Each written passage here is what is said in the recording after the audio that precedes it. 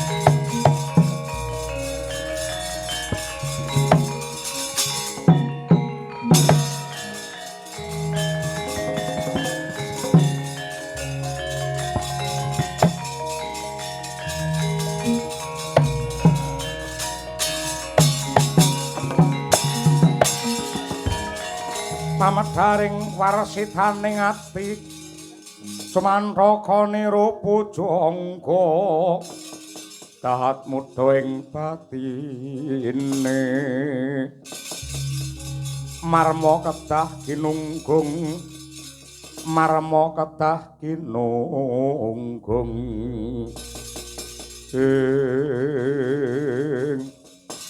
Kyai Semar mbegegek ugek sadulita melae-lae wonten dawuh Gus Ndara Tetuka rumangsa abot rasaku dina ing dina anggara kasih aku bakal dikepyakake kawisuda dadi ratu ning Pringgandani Kyai nuwun sewu nggih Den. Pancen wong dadi ratu niku sanes bebungah nanging amanah. Tegesipun sampeyan mangke badhe nyangga jejiban ingkang awrat. Bungah susah bejo cilaka tumrape wong sak negara niku dadi tanggel jawab jenengan. Bener Kyai.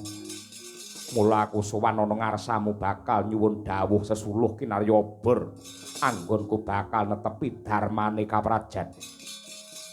Sing baku madhep mantep rasamu. Sangumu niku pun jangkep mboten kirang setunggal menapa. Sangune wong dadi ratu niku namung telu, nenggih sugih kepinteran, sugih kadigdayan lan sugih lelabuhan utama. Sugih kepinteran menika nyatanipun sampeyan sampun mumpuni lan wasis ing samukawis, agal lembat sedaya sampun kecakup. Angka kalih sugih kadigdayan nyatane jengandika sampun dados satriya ingkang prawira digdaya pilih tanding jroning jurit. Sugih lelabuhan sampun cetha bilih ageng lelabetan ndika boten namung ing donya kemawon nanging minggah ngantos kahyangan nalika ndika taksih umur setahun. Mila saking menika Den Ndara Tetuka hampun mandheg mangu waton linambaran ati ingkang suci lan teteken budi rahayu. Kula pitados sampeyan badhe sembada dados pangayoman tumrape para kawula ing Pringgandani. Nanging kula suwun ndika tetep prayitna lan ngati-ati. Merga ngibarate wit-witan. Ngibarate wit-witan saya dhuwur lan saya gedhe mesti saya banter angin ingkang bandang terjang mila sampeyan kudu santosa lair batinmu. Kyai Semar iya. Aku banget ngaturake panuwun tuturmu becik. Bakal tak gegem kinarya pepakem anggenku bakal nindakake darmaning Kanarendran. ora liwat aku ngaturake panuwun lan nyuwun tambahing pangestu ya Kyai. Nggih. Teteken tekun bakale katekan ing dados sedya ndika ngayomi wong Pringgondani, Den.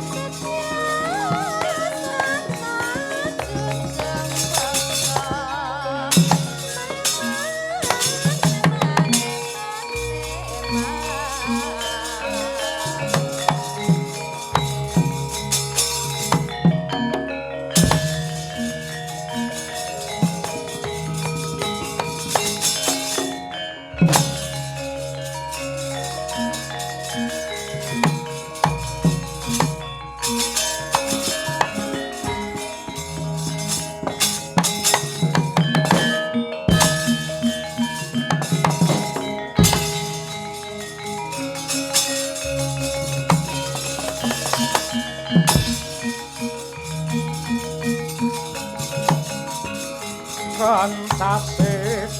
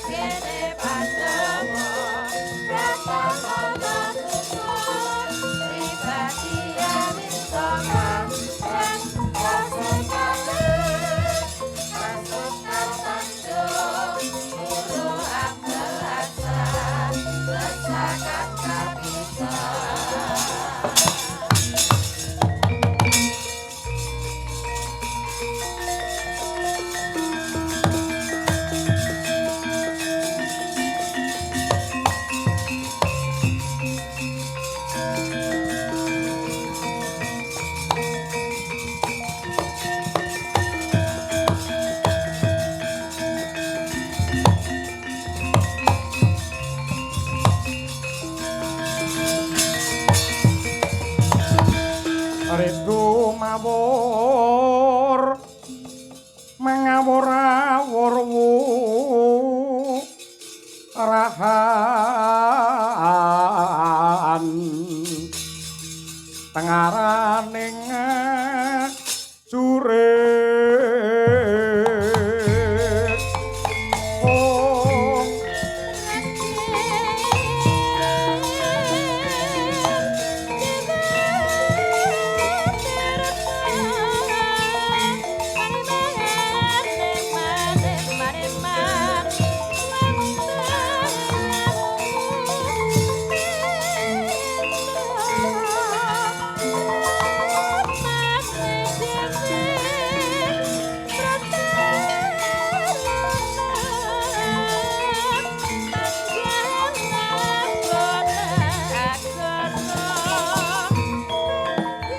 awan ingkang prapta ning kasatriyan glagah tinunu adikku kala Bendana.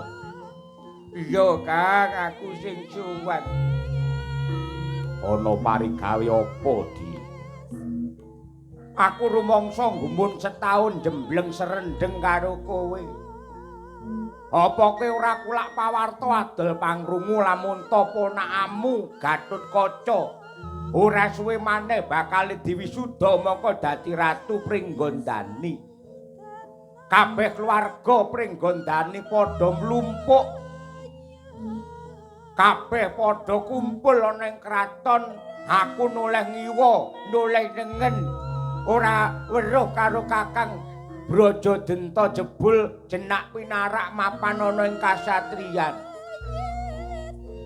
Ayo Kang budal ning Pringgondani nyengkuyung karo Gatut. Kala Bendana piye? Nadyan kaya ngapa lan kepiye? Yen nganti Gatotkaca sing dadi ratu ana Pringgondani, aku lan kowe mung trima dadi keset.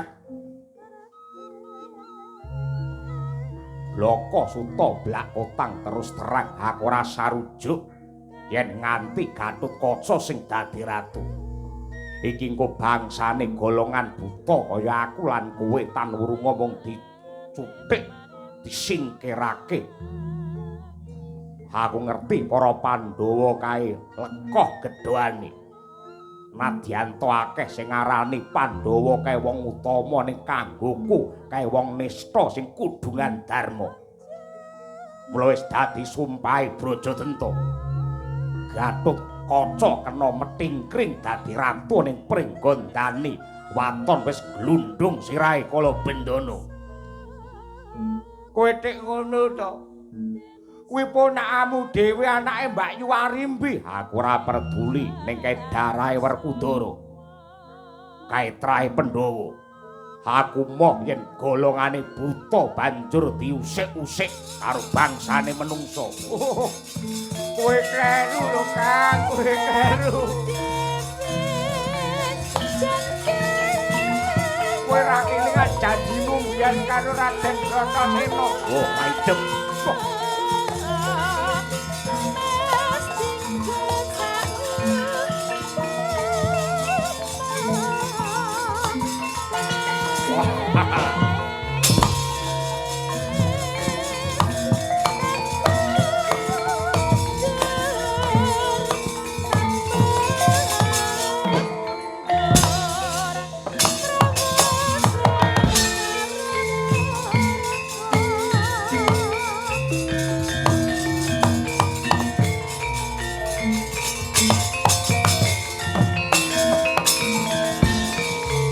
Pala kang tumingal acampuh samya madali lir tatit wileting kota daywanggung ngoncang niti benjang sangat jimicil latinya ngedali wuwus ngedenging hari Respati manca warna wis kawis tinggal aglar gumelar para nayaka praja para pinisepuh Narendra manca negari kang wis satata nedya angestreni tumapaking wisudan sang tetuka ingkang jumeneng Narendra ing Pringgondani. Swasana repidhem tan ana kang nyabawa labet kaprebawan sang Gatotkaca kang mijil sarwi busana kanarendran jingak kang samya mulat marang wibawane sang pekik candrane nganti kaya sang Hyang Prahaspati ngejo antah.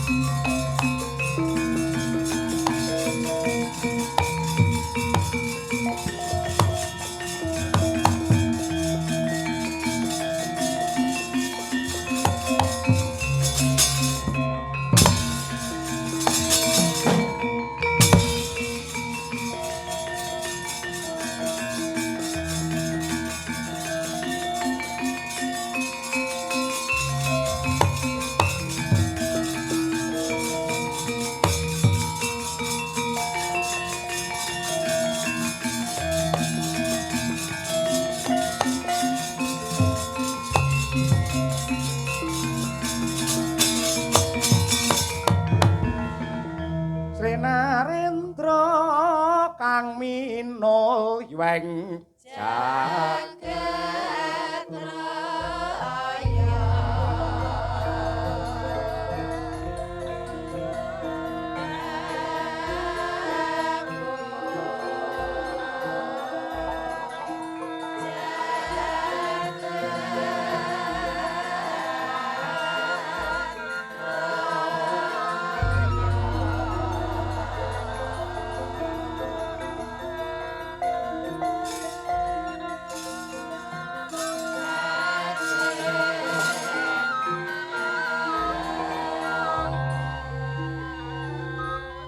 Matswapati kakekku, sakwuse panjenengan lan kabeh para tamu satata pinarak lenggah, para gagi Pratitresna wisudan anakku lanang Gatot dadi ratu Pringgondani.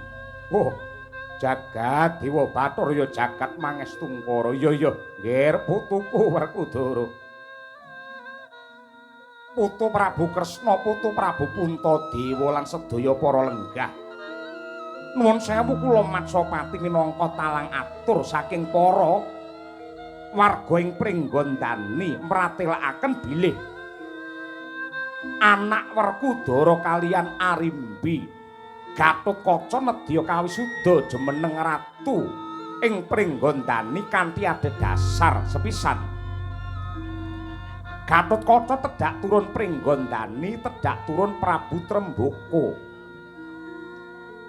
Angka kalih prajanjen ing antawisipun Bratasena kaliyan para kadang braja tatkala sedanipun Prabu Arimba Ratu Pringgondani rumuhun dening Aryasena.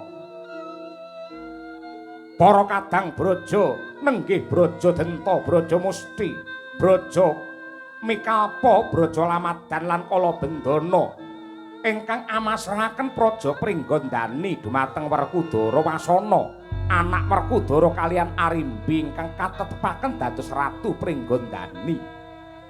Angka 3 lelabetanipun Gatotkaca ingkang pranyata sampun murakabi mungguing bebrayan wiwit kahiwangan ngantos Maracapada mliginipun ing jagat Pringgondani. Gatotkaca jumeneng Narendra awit pangestunipun para sepuh keluarga lan kawula sakukuban Pringgondani ingkang sampun nggolongaken swanten nyengkuyung dumateng Gatotkaca kanthi mekaten. Kula Matsapati ngengeti nimbangi sarta mutusi Gatotkaca kula wisuda dados ratu wonten ing Pringgondani kanthi ajejuluk Prabu Anom Harya Gatotkaca ya Prabu Kaca Negara.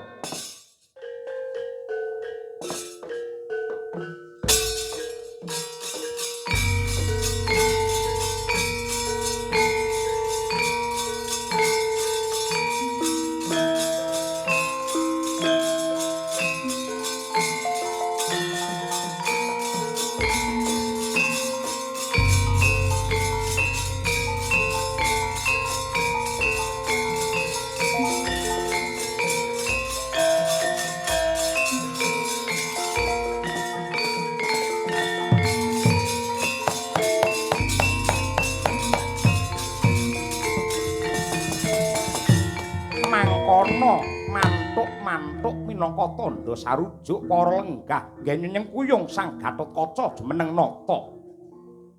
Ucap ora kaya ing andingkik saking Jawi nenggih Sang Kalabendana.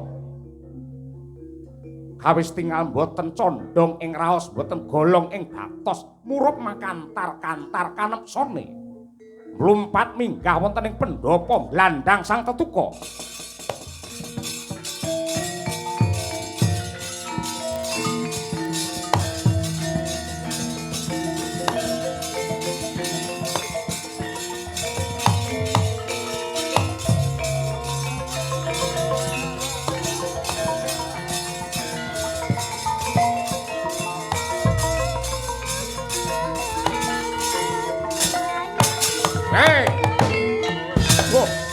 Iki lakon piye?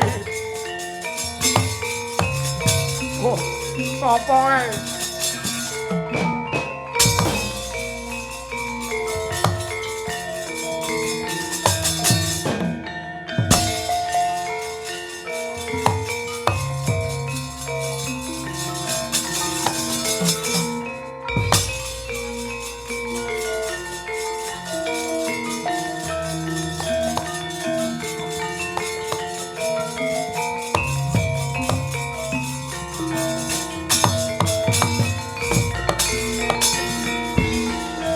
Kresna lan ngandika Duh Yayi Prabu Hayiwa ing Werkudara. Wah, liteng kakangku piye? Sing ndok karepake iki kepiye to, Di?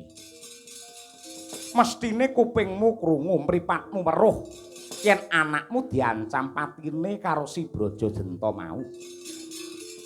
Kabeh para lenggah padha miyos klebu garwamu ing ngatasi sipat wadon. Si Arimbi cincing neng alun-alun. Lah kok kowe malah mung meneng jegrek kaya tugu ki karepmu piye, Sena? Aku wegah melu cawe-cawe. Iki perkarane wong Pringgondani dudu perkarane Werkudara. Loh, Gatotkaca kuwi lak anakmu. Ya gene kowe ora ngayomi karo anak lanang. Kanthi lelakon iki wong Pringgondani bisa ngukur sepira to kepinterane Gatot anggone ngrampungke perkara. Yen pancen Gatot bisa ngrampungi gawe tegese wis trep yen dadi ratu. Nanging yen Gatot ora bisa ngudari lelakon iki tegese Gatot kuwi pancen ora pecus dadi ratu, ora pantes dadi pengayoman. Jaman saiki negara ngendi wae klebu Pringgondani iki akeh perkara sing tumpuk matumpa-tumpuk. Dadi ratu yen bisa kudu ngrampungi perkara ning kepepete ora iso ngrampungi perkara aja nambah-nambah perkara. Lah banjur piye? Tonton wae wong gerang rasa melu-melu.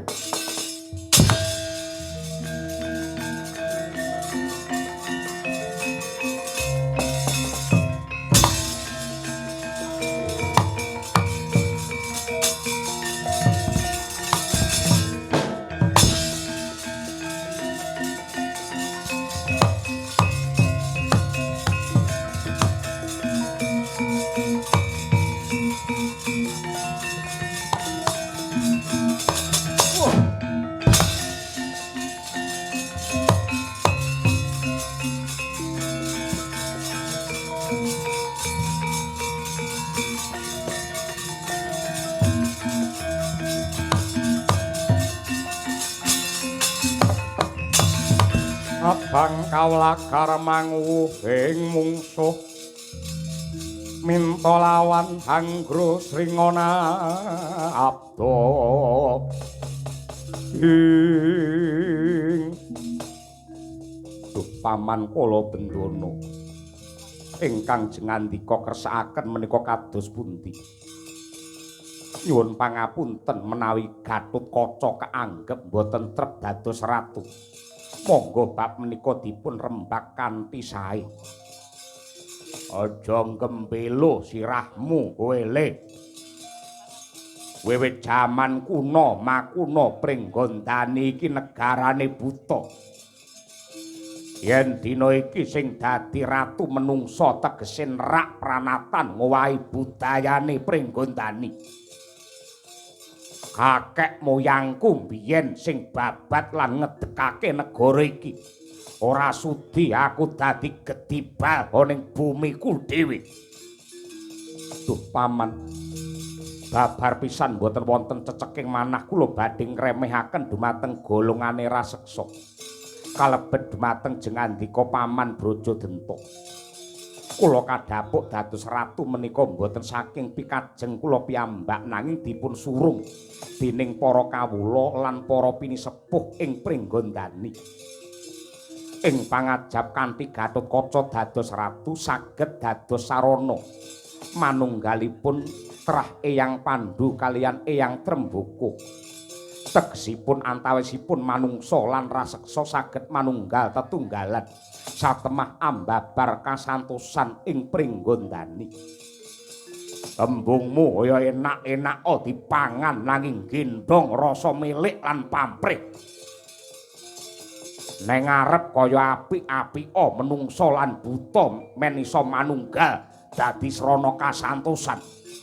Ning gumantine wektu guming sire mangsa tan wurunga golongan buta mung bakal dadi gedibale menungsa. Aku tetep ora bisa nampa. Paman, negari Pringgondani menika dumados saking 10.000 ingkang bebanjaran. lan nadyan benten golongan suku adat lan agama tartamtu badhe nyembuh bakuh kukuh menawi lelambaran raos panunggal. Ora bakal iso manunggal tetep ana beda lan ora bakal iso rukun. Tumraping bentening pamanggih menika mujudaken kanugrahan saking pengirat. Waton bentening pamanggih mboten ngobak-obak kalian katentreman. Yen beda nganti kapan wae tetep ora bisa tentrem. Benten pamanggih boten dados sebab waton ingkang dipun tuju menika sami nenggih kangge kajayaning Pringgondani. Waton sedaya kawula lan sentana menika anggadhahi niat suci lan sami tartamtu badhe ambabar basuki. Pringgondani bisa tentrem kawulane bisa mulya. Yen ditumbali patine Ratu Tugelan, bapake menungsa mboke buta ya diapurmu kowe.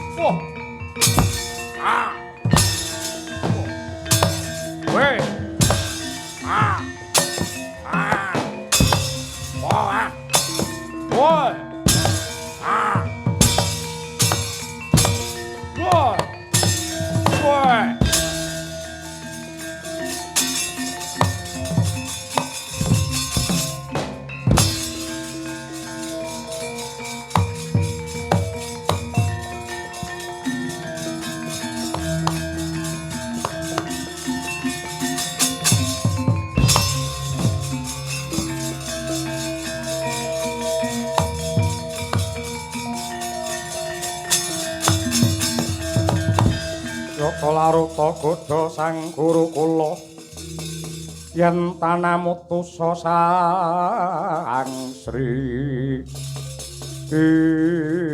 oh nger aku pamanmu Braja Musti rumangsa kuwatir lan sumelang nonton kahanan sing kaya ngene. Pringgondani lagi duwe gawe gedhe akeh para raja Narpati mlumpuk parandene malah disuguh bab sing gawe wirang. Lajeng kados pundi paman Braja Musti? Ratu sing apik kuwi kudu mahambek sama beda dana dendho. Sing tegese nadyan wong liya. Nanging lamun ta sugih lelabuhan kudu pinaringan nugraha. Kosok baline nadyan kuwi kulit daging yen perlu pepunden. Yen pancen nyebar kamurkan kudu dipatrapi pidana. Bebasan rawe-rawe rantas malang-malang putung. Sing jejeg adekmu, aku pamanmu Braja Musti sing bakal mbantu kowe. Aku manunggal ning anggamu.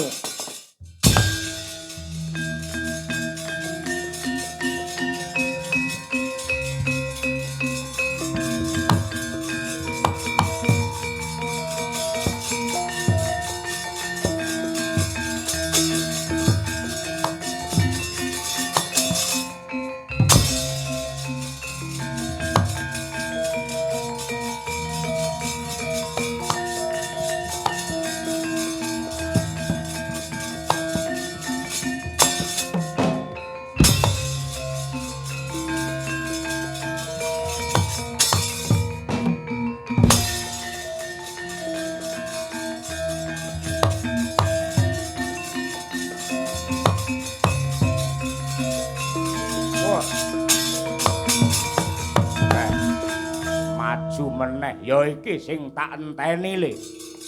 Aja mringkus jiwamu, aja mulur mungker kaya cacing pakartimu.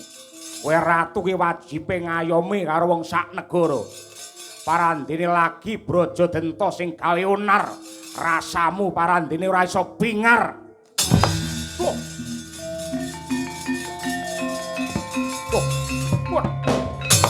Wah.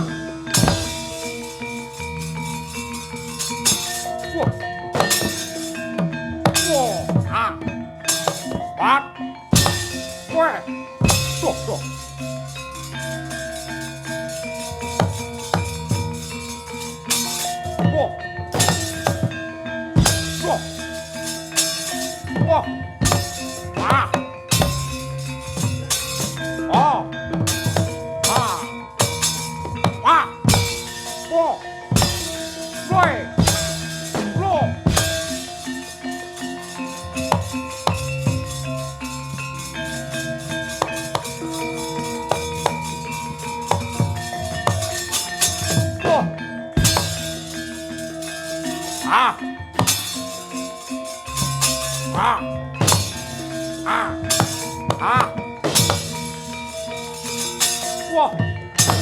Ah. Hot. Oh. Ah. Oh.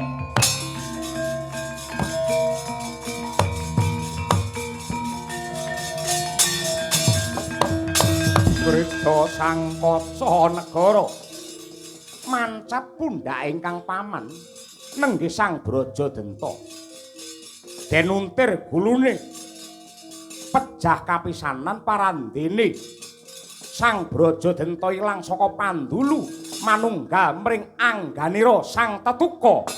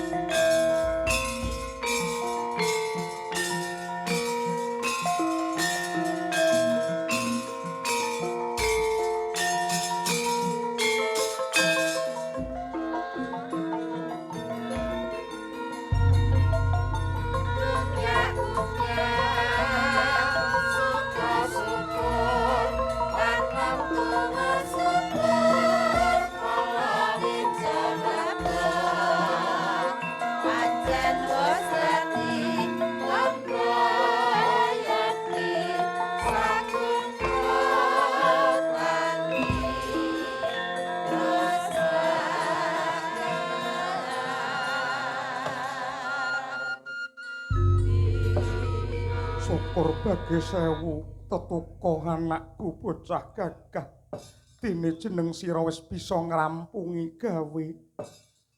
Kakang Semar, pripun? Ana kahanan sing kok nganeh-nganehi. Iki mau ndak sawang saka kaduwan.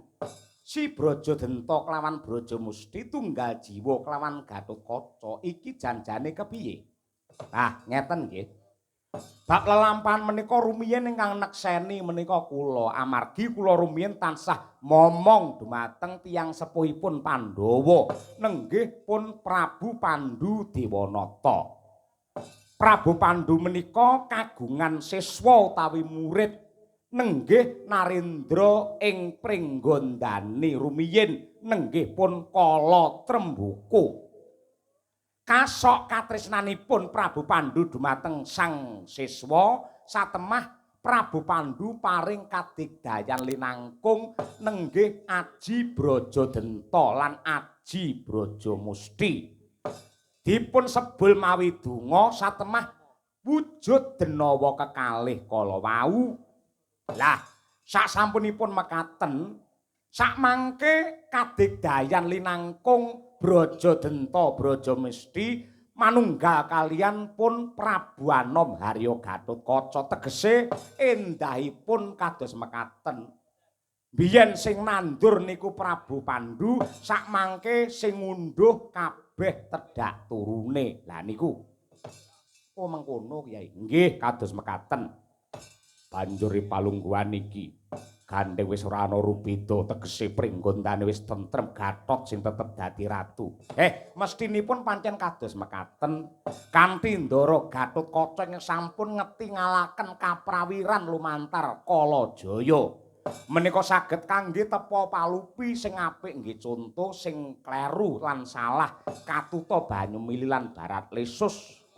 Tentreming pringgondani mugi anyembuh dumateng keluarga ageng Bapak Kades Supriyanto sekalian Ibu Sri Suharti sumrambahipun temanten kekalih Mbak Lia kalian Mas Bobi wontenipun namung ayem tentrem adem permanem nir ing sambikala.